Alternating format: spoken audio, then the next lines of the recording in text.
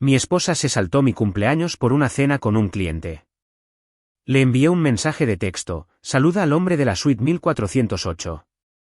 En algunas habitaciones te registras pensando que tienes el control. Ella voló de regreso a casa. Tenía el rímel corrido por todas partes. El vestido aún puesto. Esa fue la parte fácil. Lo que vino después fue lo que ella nunca vio venir. Me llamo Elliot Harrington. Tengo 47 años. Soy dueño de una empresa comercial de plomería y climatización, BAC, en Columbus, Ohio. Tengo 31 empleados, 2 camiones de servicio y más tuberías bajo esta ciudad de las que la mayoría de la gente conocerá jamás.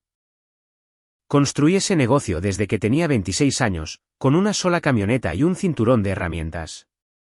Me casé con Naomi cuando ambos éramos lo suficientemente jóvenes como para creer que el amor era un plan y no solo un sentimiento. Tuvimos 2 hijos, Tyler, que ahora tiene 20 años y está terminando su segundo año en la Universidad Estatal de Ohio, y a Berry, de 19, que estudia diseño gráfico en Denver. Buenos chicos muy listos. Creo que no sacaron eso de ninguno de los dos, tal vez de algún punto intermedio. Durante 21 años, pensé que teníamos lo que la mayoría de los hombres de mi edad envidian en silencio de los matrimonios de otras personas. No era perfecto, nada lo es, pero era sólido, real. El tipo de cosa por la que dejas de preocuparte porque simplemente está ahí. De la misma manera en que dejas de revisar los cimientos de una casa después de haber vivido en ella el tiempo suficiente. Pero dejé de revisar demasiado pronto. Mi cumpleaños cae el tercer jueves de abril. Había hecho la reserva en el Brixton Grill con 3 semanas de anticipación. Una mesa en la esquina, la que estaba cerca de la ventana, que Naomi siempre afirmaba que era el mejor asiento en cualquier restaurante en el que hubiera estado. Incluso llamé con antelación y les pedí que reservaran una botella del Merlot que a ella le gustaba, el que tomamos en nuestro 15º aniversario y que, según dijo, sabía un martes que se había convertido en algo digno de recordar. Yo lo recordaba. Yo siempre lo recordaba todo. Llegué a las 7:15, temprano como siempre. La recepcionista me sentó, me sirvió agua y me entregó la carta de vinos. Me senté y me quedé mirando la puerta. Dieron las 7:30 y pasaron. Luego las 7:45. Pedí un pan que no quería. Revisé mi teléfono 2 veces.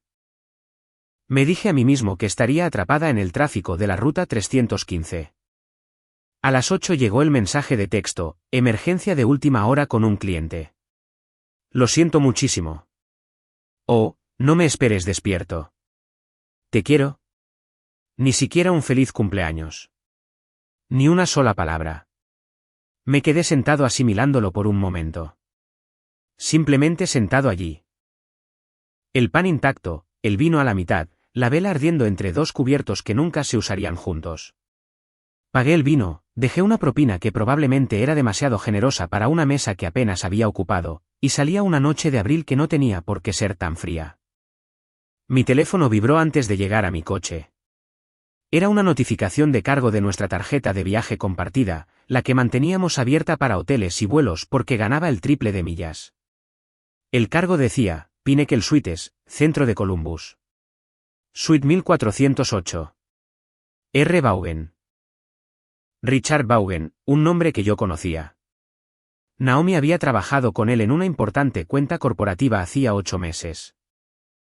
Un tipo elocuente, a finales de sus 50 años, de cabello plateado, la clase de hombre que usaba un reloj que costaba más que mi primer camión de servicio y que se aseguraba de que lo notaras.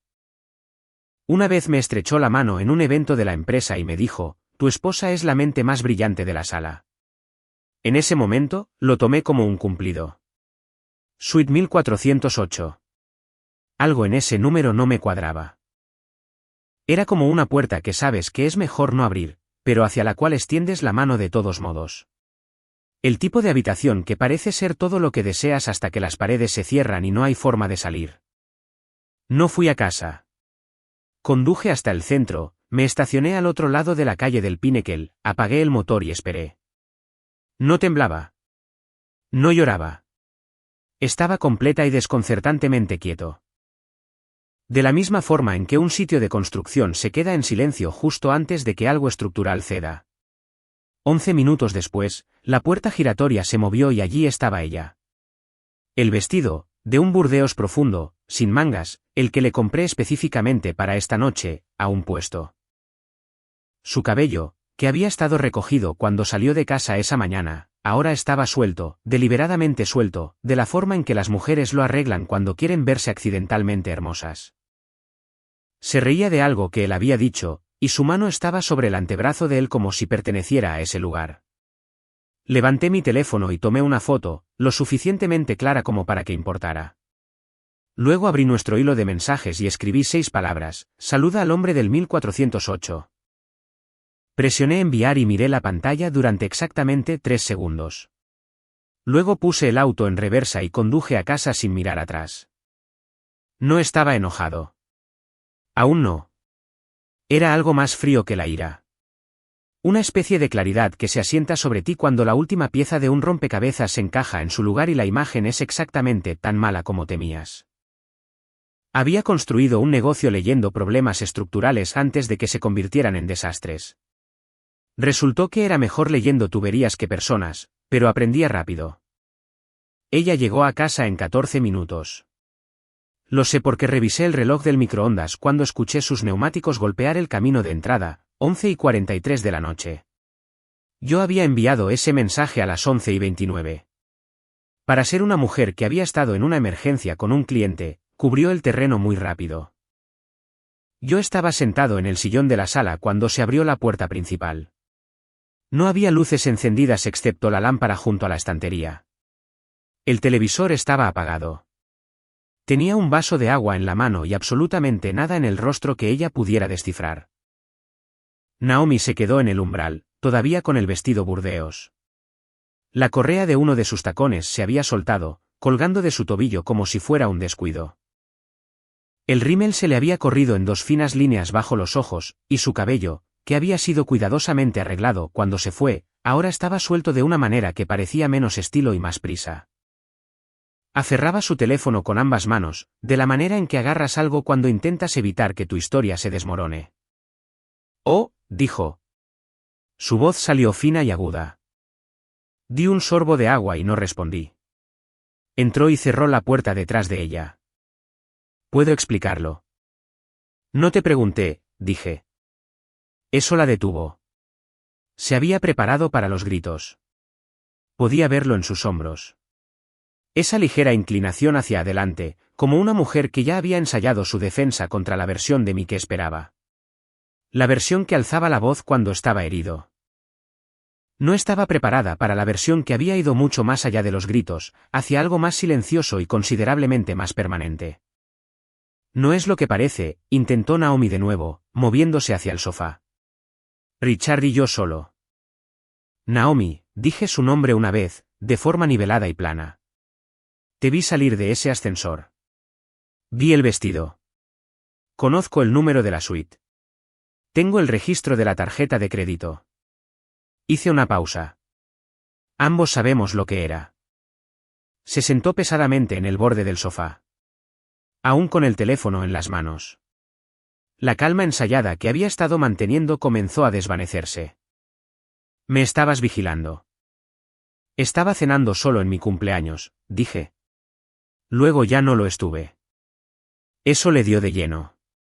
Apretó la mandíbula y luego la relajó, mientras algo que podría haber sido vergüenza cruzaba su rostro, pero no se quedó mucho tiempo. Con Naomi, la vergüenza rara vez se quedaba mucho tiempo. «Cometí un error», dijo en voz baja. «Uno terrible. Pero no puedes simplemente. Llevamos 21 años juntos, Elliot. No puedes tirar eso a la basura por una noche». La miré por un momento. La miré de verdad. Seguía siendo hermosa, de la forma en que ciertas cosas son hermosas incluso después de saber exactamente cuánto cuestan. «No me dijiste feliz cumpleaños», dije. Ni una vez en todo el día, ni un mensaje. Ni un buzón de voz. Ni siquiera cuando entraste hace un momento. Me puse de pie lentamente. 21 años y no pudiste encontrar 2 palabras. Abrió la boca. La cerró. Caminé por el pasillo y me detuve en la puerta de la habitación de invitados, empujándola para abrirla. La luz ya estaba encendida. La había encendido antes de que ella llegara a casa. Había dejado una botella de agua en la mesita de noche. No valía la pena gastar saliva. Aquí es donde estarás hasta que encuentres otro lugar, dije.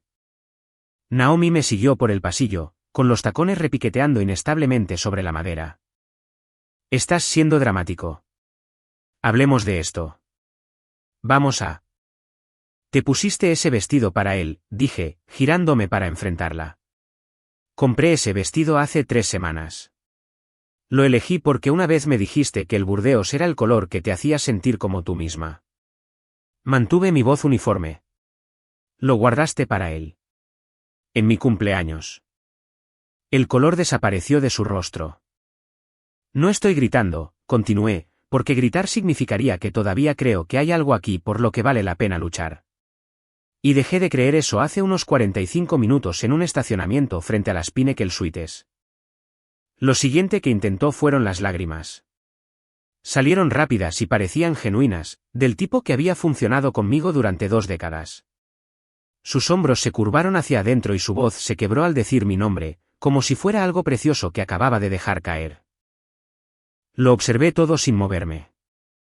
Oh, por favor, susurró. Haré cualquier cosa. Terapia, lo que necesites. Solo no hagas esto esta noche. No así. La habitación de invitados tiene toallas limpias, dije.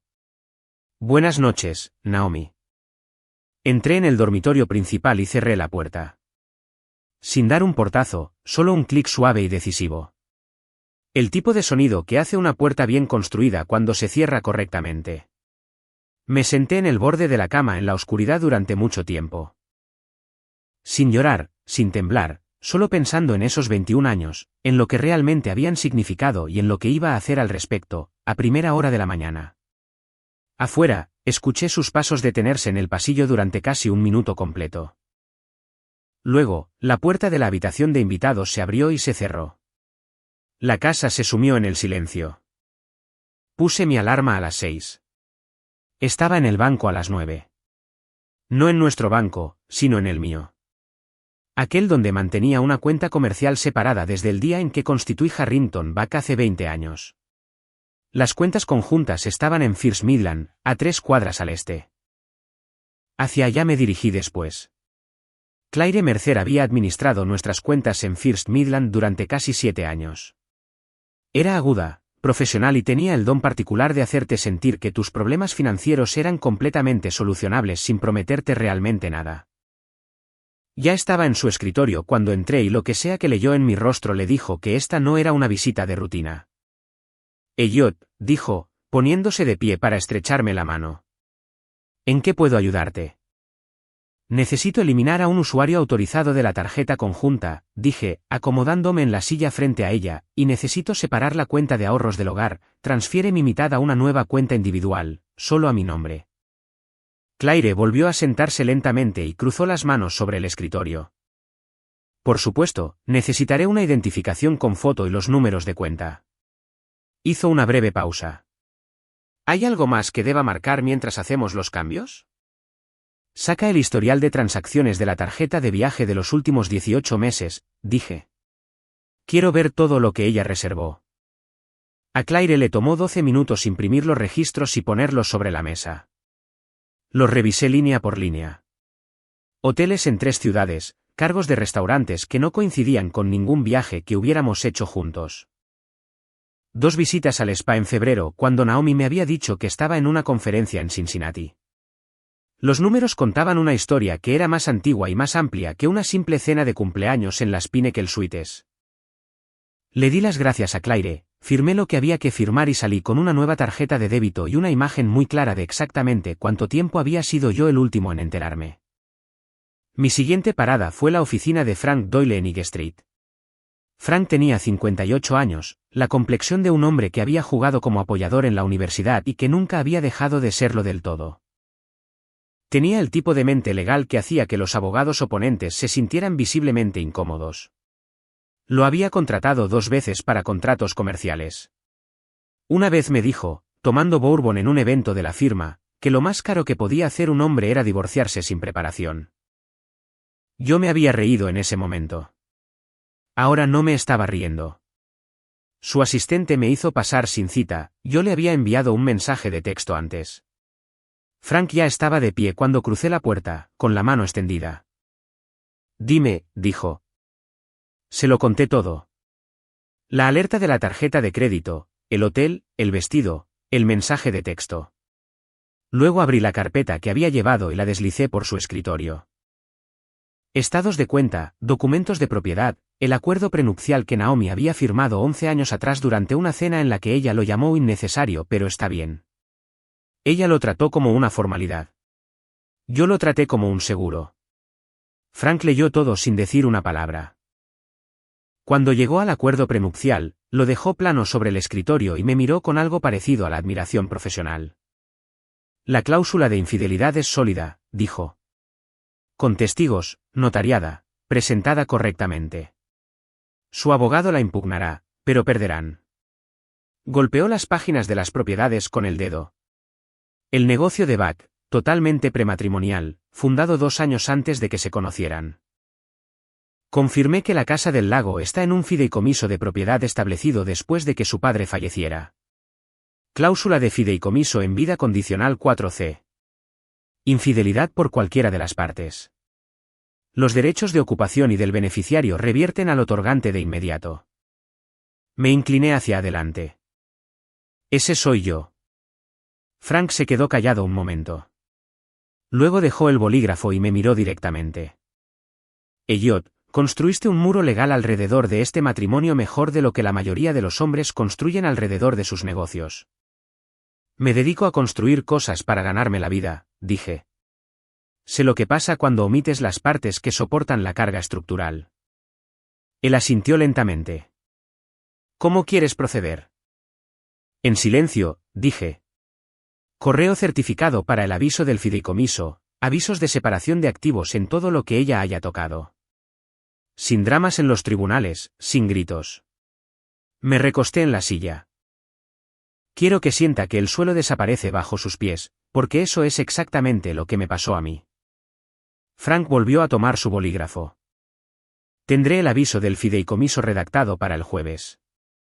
Conduje de regreso a casa en medio del tráfico del mediodía, pensando en los 18 meses de estados de cuenta de la tarjeta de crédito extendidos sobre el escritorio de Claire. Las conferencias que no eran conferencias, las visitas al spa en febrero, la cantidad de veces que había aceptado una explicación porque era más fácil que la alternativa. Hay un tipo particular de ira que no se anuncia. No alza la voz, ni arroja cosas, ni exige una audiencia. Simplemente se instala en tu pecho como una piedra y se queda allí, fría y certera. Y la llevas contigo mientras haces cosas ordinarias, mientras conduces, comes, hablas con clientes y firmas papeleos. Y no te pesa tanto como te mantiene firme. Eso era lo que sentía para cuando volví a estacionarme en la entrada de mi casa. El auto de Naomi no estaba. Se había ido mientras yo estaba fuera, lo cual me pareció perfecto. Entré, me puse la ropa de trabajo y pasé el resto de la tarde haciendo lo que siempre hacía cuando necesitaba pensar con claridad. Conduje hasta un sitio de trabajo en Westerville donde mi equipo estaba instalando nuevas líneas de Buck en un edificio de oficinas de 3 pisos, y trabajé junto a ellos durante 3 horas sin decir una palabra sobre nada que no fuera el diámetro de las tuberías y los cálculos del flujo de aire. Para las 6, el correo certificado ya estaba programado, los cambios en el banco se habían procesado y Frank Doyle había dejado un mensaje de voz confirmando que el aviso del fideicomiso se enviaría el jueves por la mañana. Me detuve en el supermercado de camino a casa, compré un ojo de bife, una papa russet y una botella de merlot, la misma que había abierto a solas en Brixton hacía 2 noches. Me cociné la cena, comí en la mesa de la cocina con el televisor apagado y la casa en silencio. Fue la mejor comida que había tenido en meses. La llamada llegó un miércoles por la mañana. Estaba entre visitas a las obras, estacionado afuera de una cafetería en Dublín con un café negro grande y una carpeta de facturas de subcontratistas que llevaba una semana queriendo revisar. Mi teléfono vibró en el asiento del copiloto y la pantalla mostró un nombre, Roy Calvell. Me quedé mirándolo por un segundo. Roy era el padre de Naomi, de 72 años, con 31 años de servicio en el Departamento de Bomberos de Columbus antes de jubilarse. El tipo de hombre que te estrechaba la mano como si estuviera comprobando tu integridad estructural. Siempre nos habíamos llevado bien. Una vez, al principio de mi matrimonio, me dijo que yo era el primer hombre que Naomi había llevado a casa que lo miraba a los ojos cuando le hacía una pregunta directa. Yo lo había tomado como un gran elogio. Contesté al tercer timbre. Elliot, dijo. Su voz era la misma de siempre. Baja, sin prisas, la voz de un hombre que había caminado dentro de edificios en llamas y había aprendido a no apresurar nada.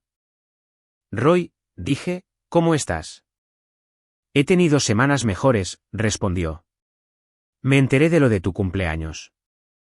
Me llamó hace 2 días buscando compasión. Esperé una pausa. No la consiguió. Seguí esperando. Quiero que sepas algo, continuó Roy, y te lo digo como hombre, no como su padre, aunque soy su padre. Y esto es más difícil de lo que parece. Hizo otra pausa, más corta esta vez. Fuiste lo mejor que le pasó en la vida. Ella siempre andaba persiguiendo el siguiente objeto brillante. Incluso desde niña. Fuiste lo primero a lo que se aferró que realmente valía la pena conservar. Se detuvo. Lo siento mucho. No se dio cuenta de eso hasta que ya lo había soltado. Me quedé sentado en ese estacionamiento, con el café enfriándose, y no dije nada durante un largo momento. Había algo en escucharlo de Roy, un hombre que había pasado 3 décadas corriendo hacia los desastres en lugar de huir de ellos, que no tenía ningún motivo para ponerse de mi lado excepto que creía que era el lado correcto. Que impactaba de manera diferente a cualquier otra cosa en las últimas 72 horas. Te lo agradezco, Roy, dije finalmente. Lo digo en serio. Voy a ir para allá la semana que viene, dijo. Hablaré con ella yo mismo. No para arreglar nada. Sé que eso ya no se puede. Pero necesita escuchar algunas cosas de alguien que la conoce desde hace más tiempo que tú. Su voz se volvió un poco más áspera en los bordes. Ella no se volvió así por sí sola. Su madre y yo cometimos algunos errores al criarla. Probablemente debimos dejarle escuchar la palabra no un par de veces más de lo que lo hicimos. Roy, no tienes que hacerlo. Sé que no tengo, interrumpió, no sin amabilidad. Por eso lo hago. Hablamos durante un par de minutos más. Nada pesado, solo la conversación habitual de 2 hombres que se respetaban y que estaban lidiando con las consecuencias de algo que no habían causado. Me preguntó por Tyler y Avery. Le dije que aún no lo sabían, que estaba esperando el momento adecuado, que quería tener los hechos claros antes de involucrar a los chicos. Inteligente, dijo Roy. Dales algo sólido sobre lo que sostenerse, no solo escombros. Después de colgar, me quedé allí un rato más. Las facturas se quedaron sin leer. El café se enfrió. Pensé en lo que había dicho Roy, lo primero a lo que se aferró que realmente valía la pena. Y sentí el extraño doble peso de esa frase. El dolor de saber que había sido cierto, y la silenciosa resolución que llega cuando dejas de intentar salvar algo que la otra persona ya ha decidido soltar. Conduje a mi siguiente visita de obra, revisé las soldaduras en una unidad de techo en Ghana, hablé con mi capataz sobre un problema de programación, aprobé un pedido de materiales. Cosas normales. La piedra en mi pecho seguía ahí, fría y constante. El jueves por la mañana, justo a tiempo, el aviso certificado del fideicomiso salió por correo certificado. No le dije a Naomi que venía en camino. No lo necesitaba. Tyler me llamó un jueves por la tarde, 3 días después de que enviara el aviso del fideicomiso. Estaba en mi escritorio revisando una cotización de materiales cuando su nombre iluminó mi teléfono. Contesté al segundo timbre, de la manera en que siempre lo hacía con mis hijos. Un hábito que había mantenido desde que ambos se fueron a la universidad. Porque las llamadas perdidas de tus hijos tienen una forma de envejecerte minutos antes de devolverles la llamada. Hola, papá. Su voz era plana, de una manera particular que significaba que se estaba preparando para algo. Tyler era como yo. Daba rodeos antes de ir al grano, daba vueltas al asunto y se aseguraba de tener las palabras correctas antes de comprometerse con ellas. Hola, hijo, dije. ¿Qué pasa? Una pausa. Vi algo en LinkedIn sobre una firma llamada Kellerman Associates. Había una publicación. Una mujer subió un texto largo sobre un conflicto de intereses con un cliente y conducta profesional inapropiada. Se detuvo. El nombre de mamá no aparecía, pero conozco a gente de su firma. Papá, no fue difícil deducirlo. Dejé el bolígrafo. ¿Es verdad? Preguntó. No estaba enojado todavía. Solo cauteloso.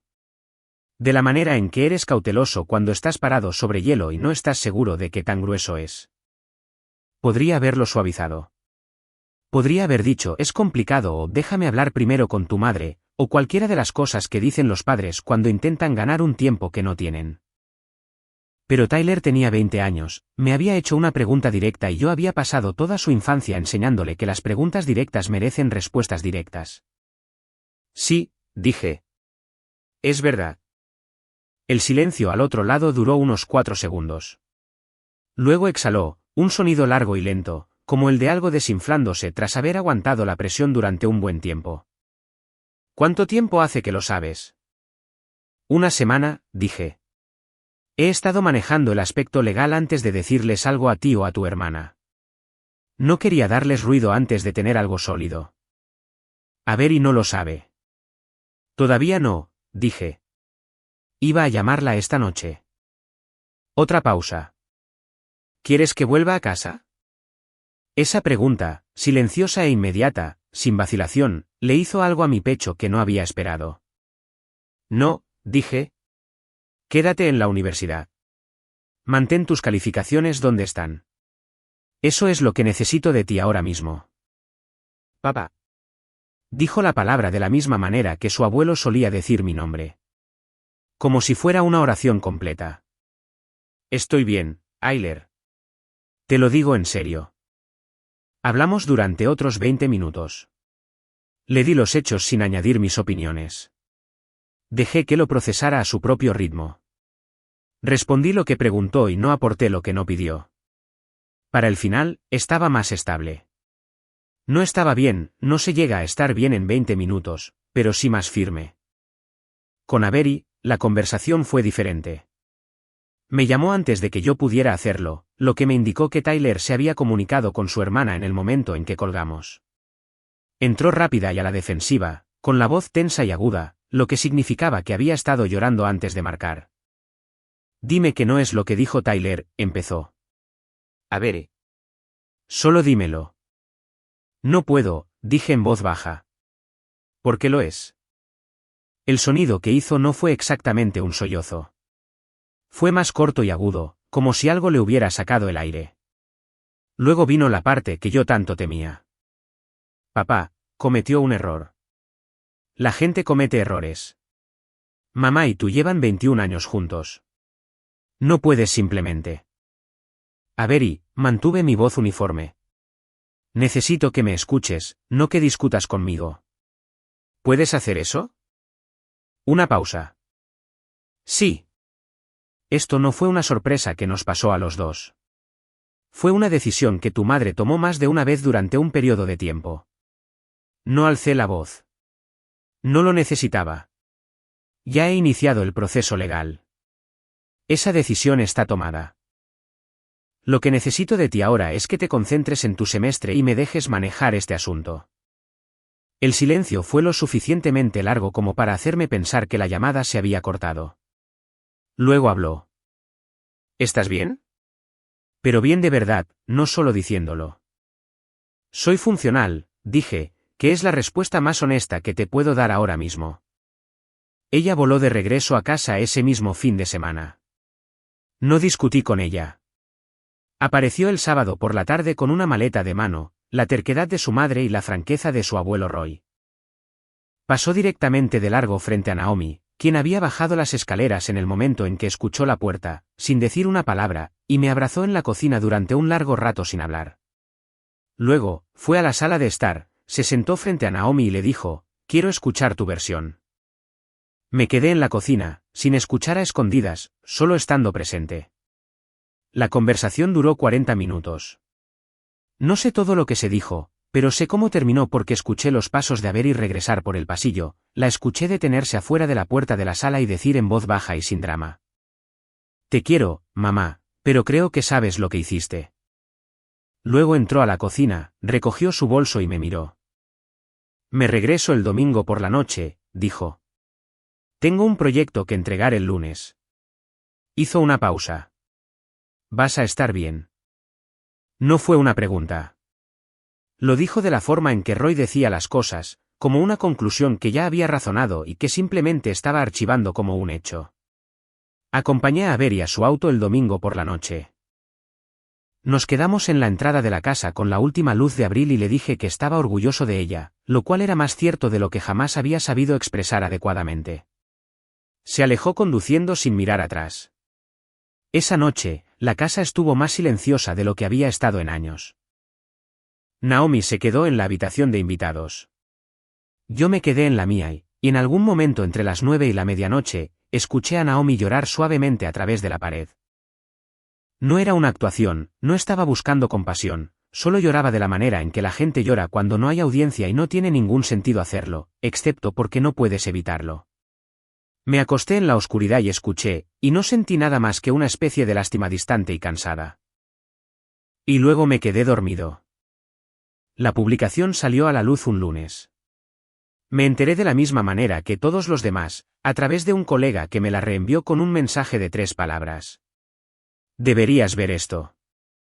Sandra Vaughan no tenía foto de perfil.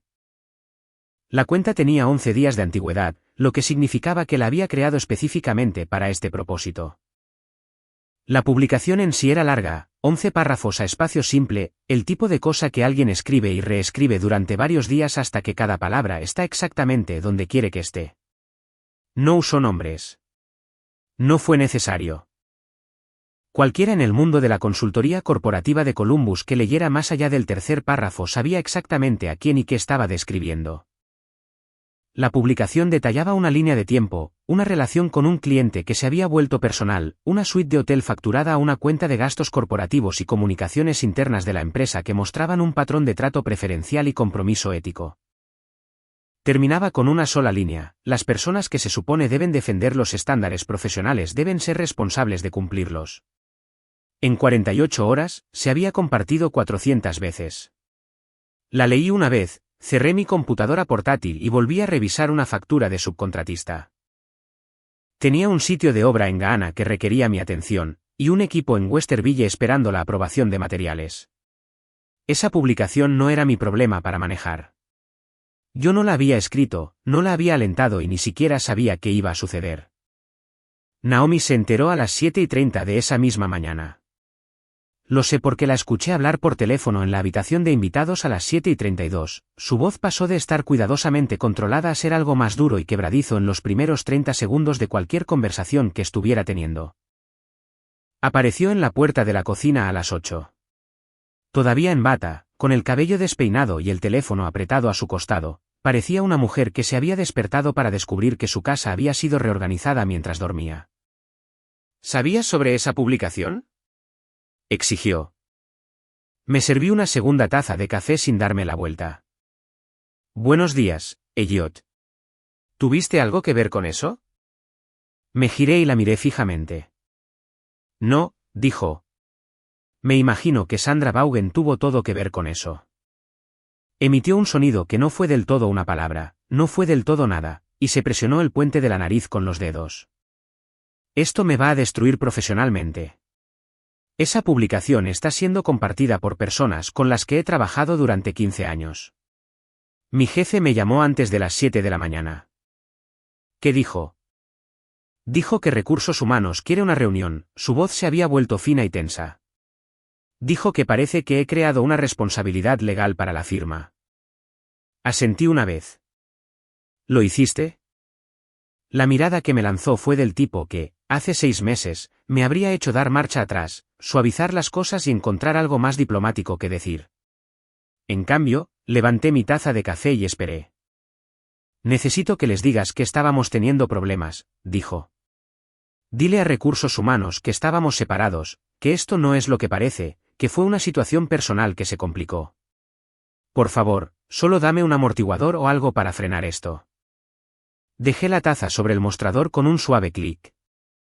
¿Quieres que le mienta a tu empleador para que conserves tu trabajo? Quiero que me ayudes, dijo, y su voz se quebró un poco en la última palabra, de una manera que sonó genuina. Sé que no me lo merezco. Lo sé, pero te lo pido de todos modos. La miré durante un largo momento. Seguía siendo hermosa entre los restos de sí misma, y ese hecho ya no me conmovía como lo había hecho antes. No, dije. Pestañó. Te apoyé a través de 2 cambios de trabajo, 3 negociaciones salariales y una renovación de licencia que tomó 8 meses, continué, manteniendo mi voz nivelada. Corregí tus presentaciones a las 11 de la noche. Cambié nuestras vacaciones 2 veces para que pudieras cerrar cuentas. Y cuando necesité que estuvieras presente para una sola noche, mi cumpleaños, estabas a 4 millas de distancia en la suite de otra persona. Recogí mis llaves del mostrador. Proteger tu carrera no es mi responsabilidad. No respondió. La voluntad de pelear la había abandonado en algún punto a la mitad de mi discurso, y lo que quedó fue algo más crudo y menos pulido. Una mujer en bata parada en una cocina que poco a poco se estaba convirtiendo en la de otra persona. Pasé junto a ella y salí por la puerta. Para el jueves, la investigación de recursos humanos se había expandido. Para el viernes por la tarde, a Naomi la habían puesto en licencia administrativa sin goce de sueldo en espera de revisión. Su jefe, un hombre cauteloso que había pasado 20 años manteniendo a su empresa fuera de los titulares, no tenía ningún apetito por la historia que estaba contando la publicación de Sandra Vaughan. Volví a escuchar a Naomi al teléfono esa noche. Esta vez el tono era diferente, más bajo, menos cortante. Estaba llamando a un abogado. Bien, pensé. Iba a necesitar uno. El sobrecertificado llegó un jueves por la mañana. Sé la hora exacta porque estaba sentado en la mesa de la cocina con mi segunda taza de café cuando escuché abrirse la ranura del correo. Y el sonido del sobre al caer al suelo de madera fue diferente al suave aleteo habitual de facturas y folletos. Fue más pesado, deliberado, el sonido de algo oficial anunciándose a sí mismo. No me moví. Naomi todavía estaba dormida en la habitación de invitados. Había estado trasnochando. Podía escucharla hablar por teléfono hasta mucho después de la medianoche, la cadencia apagada de las conversaciones de control de daños, el tipo de charlas en las que cada oración es una negociación y ninguna termina limpiamente. Había contactado a un abogado 3 días antes. ¿Bien? Iba a necesitar uno. La escuché despertarse a las 8:40. La puerta de la habitación de invitados, el baño, el arrastrar de los pies en pantuflas por el piso del pasillo, y luego una pausa. Debió de haber visto el sobre desde el pasillo y luego se escuchó el sonido de ella recogiéndolo.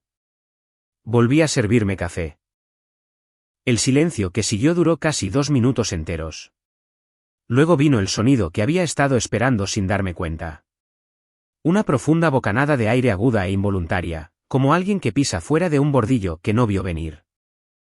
Luego, pasos más rápidos, y Naomi apareció en el umbral de la cocina sosteniendo el sobre abierto con ambas manos, con la carta que venía dentro parcialmente desdoblada.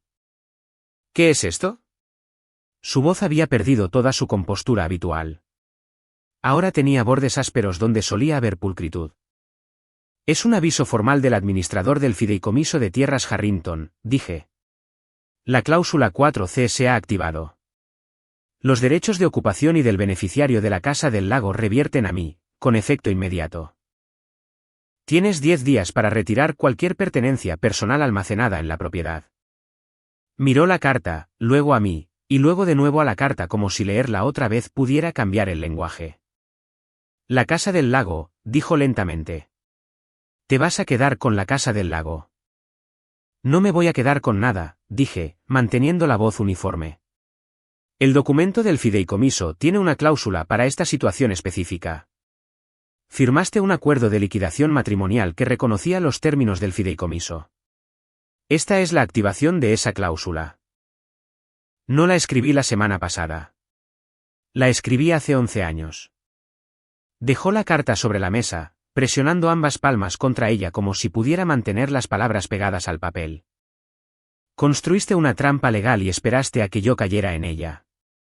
Construí un plan de contingencia, dije, de la misma manera que incluyo planes de contingencia en cada contrato que firmo porque entiendo lo que les pasa a las estructuras que no prevén sus puntos de falla. La miré fijamente. Una vez dijiste que eso era ser demasiado cauteloso. Dijiste que solo los hombres paranoicos hacen planes para cuando los matrimonios se desmoronan. Apretó la mandíbula. Estabas planeando la posibilidad de que yo te engañara. Estaba planeando la posibilidad de que cualquiera de los dos pudiera cometer un error catastrófico, dije. Resulta que la planificación era necesaria.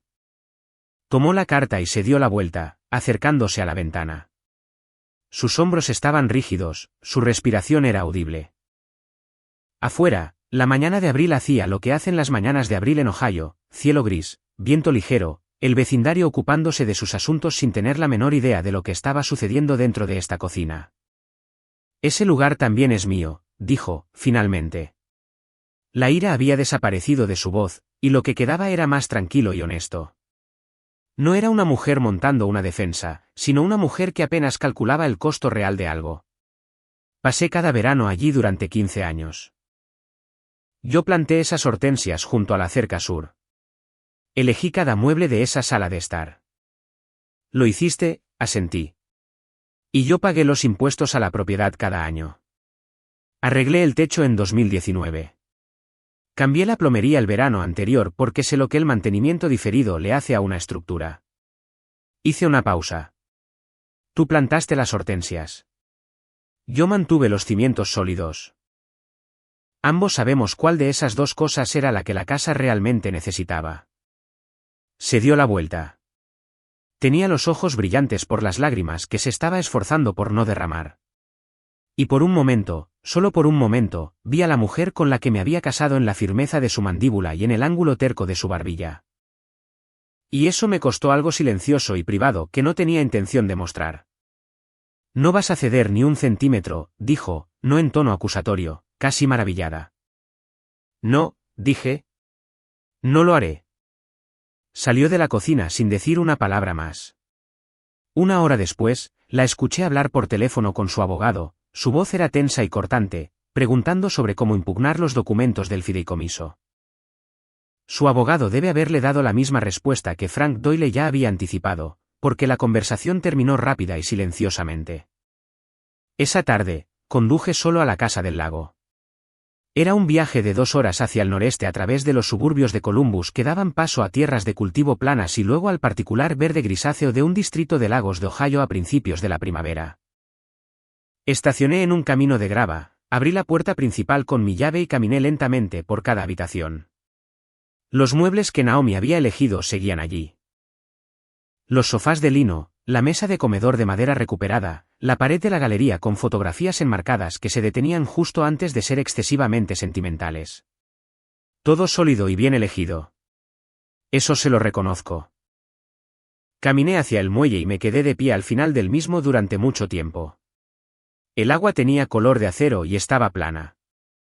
Una garza estaba inmóvil en las aguas poco profundas a unos 20 metros de distancia, paciente y perfectamente quieta, esperando el momento adecuado. Yo entendía esa postura.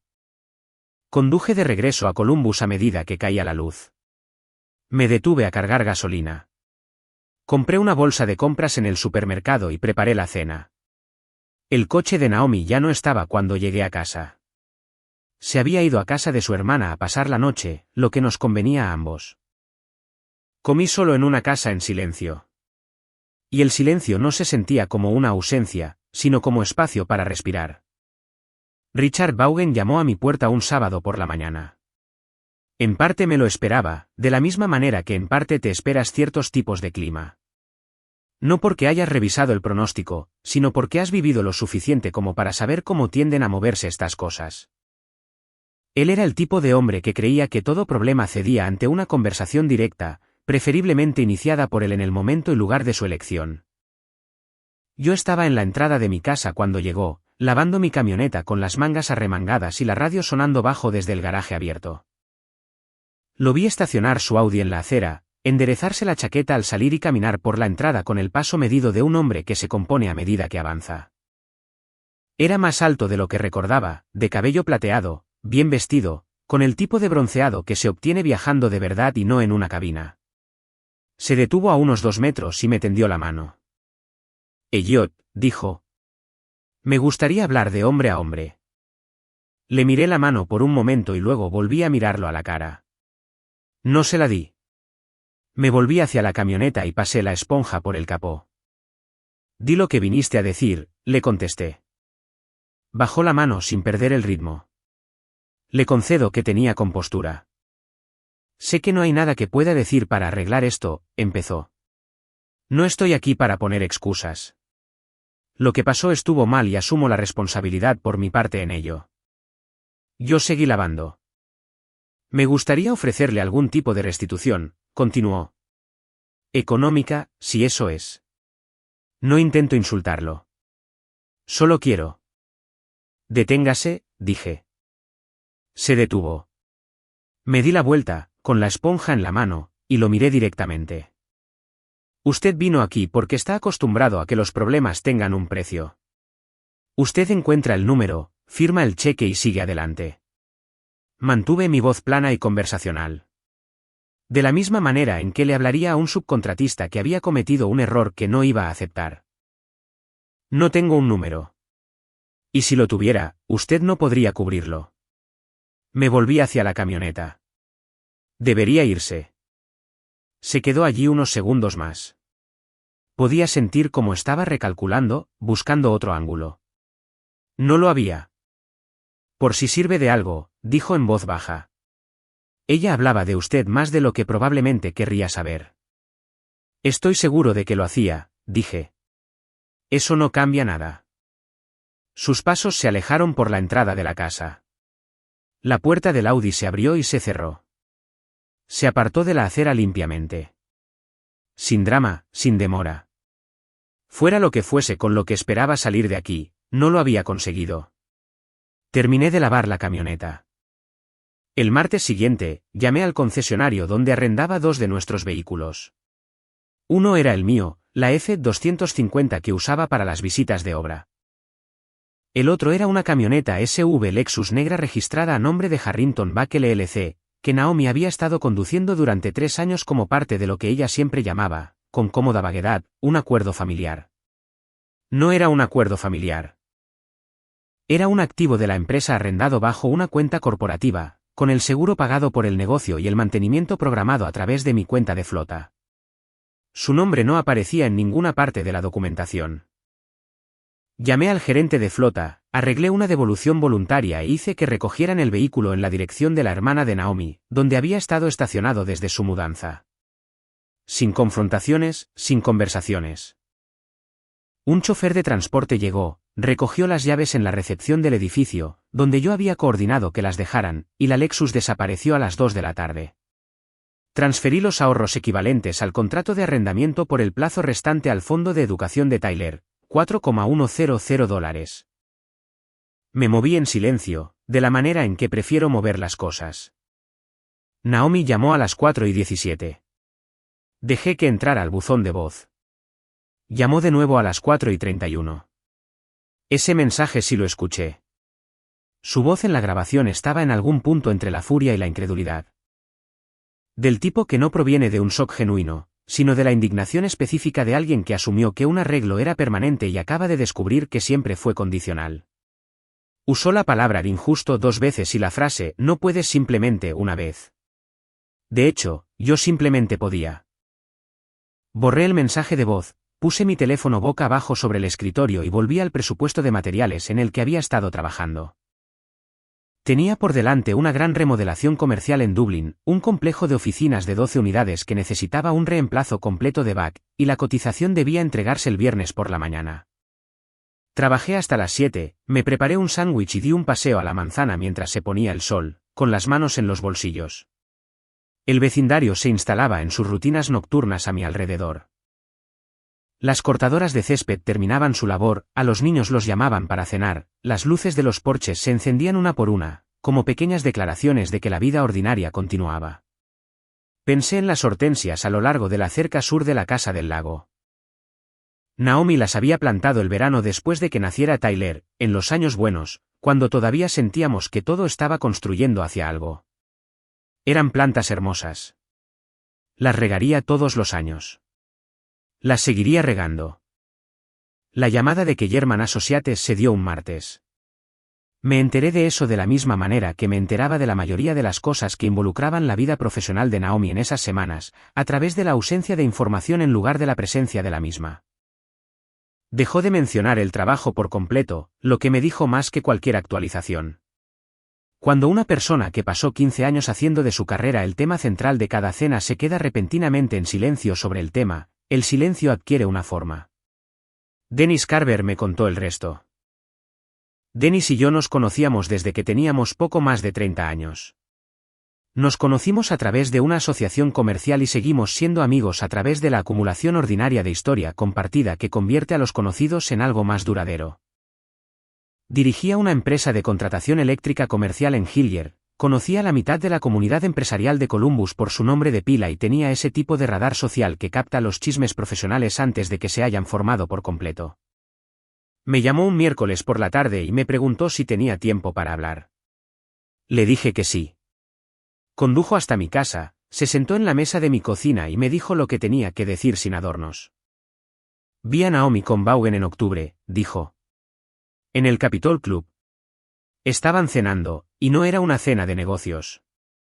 Me miró fijamente. Me dije a mí mismo que no estaba seguro. Me dije a mí mismo que podría estar malinterpretándolo. Hizo una pausa. Me he estado diciendo eso a mí mismo durante 6 meses. Lo miré al otro lado de la mesa. ¿Fueron 6 meses, Dennis? Lo sé. No apartó la mirada. Me equivoqué al esperar. No voy a fingir lo contrario. Me puse de pie, caminé hacia la ventana y miré hacia el patio trasero por un momento. El manzano que Naomi había plantado la primavera después de mudarnos estaba empezando a brotar. Con un tono verde pálido y pequeño, indiferente a todo. Hemos sido amigos durante 16 años, dije. Así es, estuvo de acuerdo. ¿Y te guardaste eso durante 6 meses? Sí. No se inmutó al respecto. Pensé que estaba protegiendo el matrimonio. En realidad, solo me estaba protegiendo a mí mismo de una conversación difícil. Me di la vuelta. Había verdadera responsabilidad en su rostro. No era una actuación, ni buscaba sacar ventaja, solo era un hombre que había tomado una mala decisión y estaba dispuesto a asumirla por completo. Eso contaba. No borraba esos 6 meses, pero contaba. Necesito algo de tiempo, dije. Él asintió, se puso de pie y se puso la chaqueta. Estaré aquí cuando estés listo. Se fue sin pedir perdón, que fue el instinto correcto.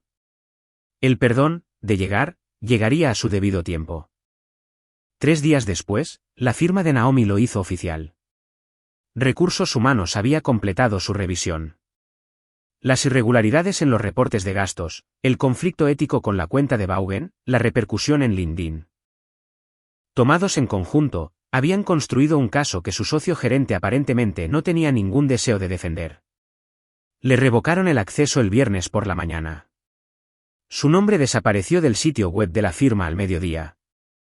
Esa tarde llegó a casa cargando una pequeña caja de cartón, del tipo de caja en la que cabe exactamente el equivalente a un escritorio de toda una vida profesional, y la puso sobre la encimera de la cocina sin decir nada.